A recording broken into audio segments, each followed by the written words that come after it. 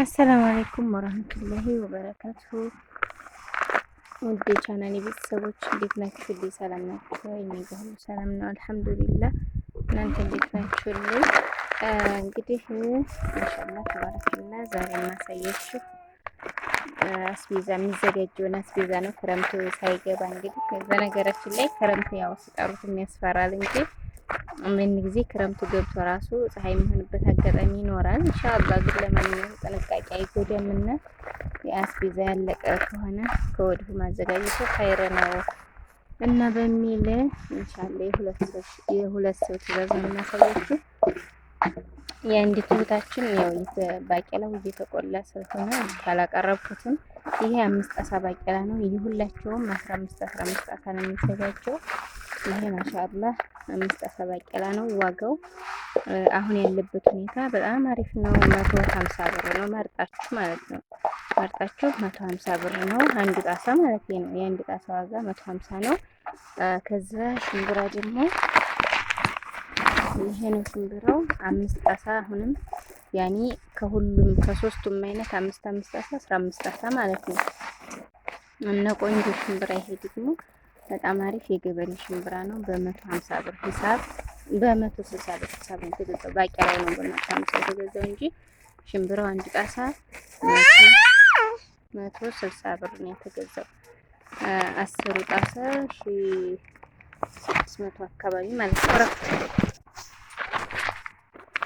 እና ይሄ ሽምብራው በ160 ብር የተገዛ ነው። 5 ጣሳ የአንድ ሰው ሲሆን 800 ብር ማለት ነው። የሁለታቸው ግን 10 ጣሳ 1600 ብር የተገዛው ናቸዋለሁ።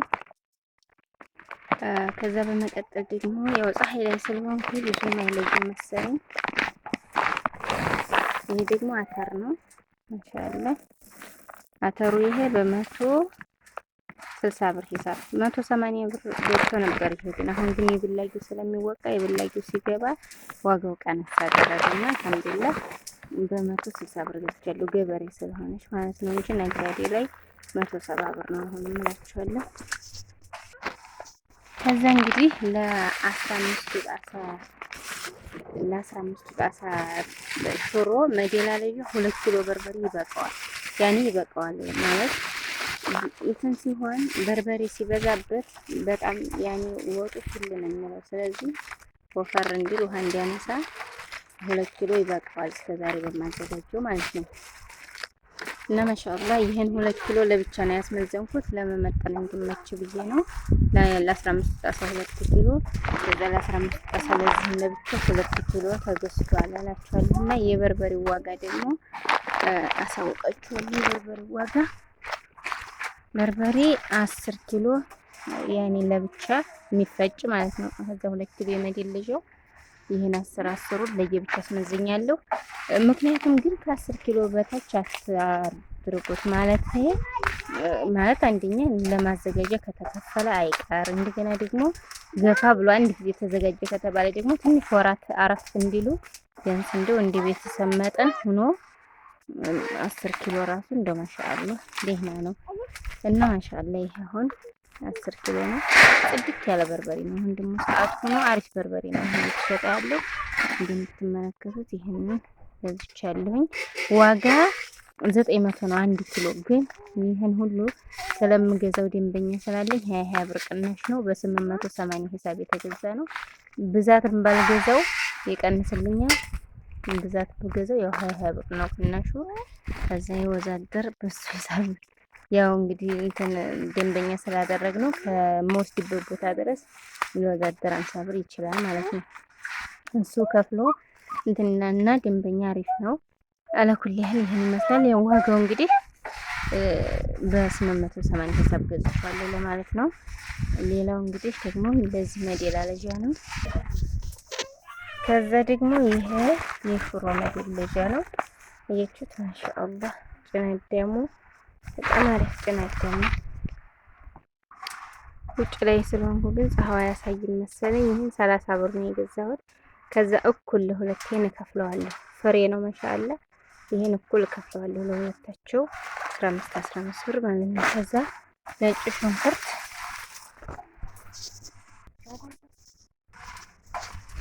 እና ይሄን 30 ብር ነው የተገዛው ያልኳችሁ። ከዛ ነጭ ሽንኩርት 3 ጣሳ ለ15 ጣሳ 3 ጣሳ ገዝቼ ለ15 ጣሳ ባቂላ 3 ጣሳ ነጭ ሽንኩርት በቂው ነው። ያኔ እኔ መቼም ከዚህ በላይ ሲበዛም ብዙ ደስ አይለኝም። አለኩል ያህል አንዳንድ ኪሎ ዝንጅብል ነው። የነጭ ሽንኩርት ዋጋ ቀናሽ ነው። አሁን ማሻአላ በ350 ብር እንዳልተገዛ አሁን 140 ብር ነው። የአንድ ጣሳ ዋጋ 140 ብር ነው። 3 ጣሳ ገዝቻለሁ። ከዛ 1 ኪሎ ዝንጅብል በ200 ብር። ይሄም የአንደኛው ትንቴ እንደዚሁ 1 ኪሎ ዝንጅብል በ200። እዛ ነጭ ሽንኩርቱን በ140 ብር ሂሳብ ተገዝቷል። ያው መደላለጃው ይሄን ይመስላል። ቀይ ሽንኩርት በኋላ ስለምጨምርበት ብዬ ነው እዚህ ያላካተትኩት እላችኋለሁ። አበረታቱኝ ኢንሻአላህ። እንግዲህ ያለው ነገር ይሄን ይመስላል። ኢንሻአላህ በሌላ ቪዲዮ ደግሞ ሰሞኑን እንገናኛለን። አሁን የአስቤዛው ጉዳይ ባቄላ ምናምን ነገር ማሻአላህ ቅናሽ ነው። አልሐምዱሊላህ በርበሬውም አይከፋም። ዋናው ሀገራችንን ሰላም አላህ ያድርግልን። እንደዚሁም ደግሞ ሰው ውሎ ከገባ ሰላም ከሆነ ሀቂቀትን ሌላው አይከብድም። እናንተንም አላህ ይጠብቃችሁ፣ እኛንም አላህ ይጠብቀን። እና ይሄን ይመስላል የአስቤዛው ጉዳይ ኢንሻአላህ። ተፈጫጭቶ ግን ቪዲዮ ብዙ ጊዜ አልሰራም። ያኔ እንትን እዛው ተፈጭቶ በዛው ስለምልከው እዛው ከሱቅ ስለሚኖር ከዛ ደግሞ ከሱቅ ተታትቼ ቪዲዮ ስሰራ ከኔ ላይ ስለሚቦላልብኝ ያኔ ምቹ ስለሚገድብኝ ከዛ አንጻር ነው። ሰው ሳይገኝ ግን ቪዲዮ እየሰራሁበት ነው። ከዛ አንጻር ነው ሰርቼ አላውቅም። አስቤዛ በየጊዜው እየሰጠሁ ነው። ግን ቪዲዮ የምቀርጸው ውስን ሰዓት ነው እላችኋለሁ። ይህን ይመስላል። አብሽሩ። አላህ የጤና ቀለብ ያድርግላችሁ። ሰላም አለይኩም ወረህመቱላህ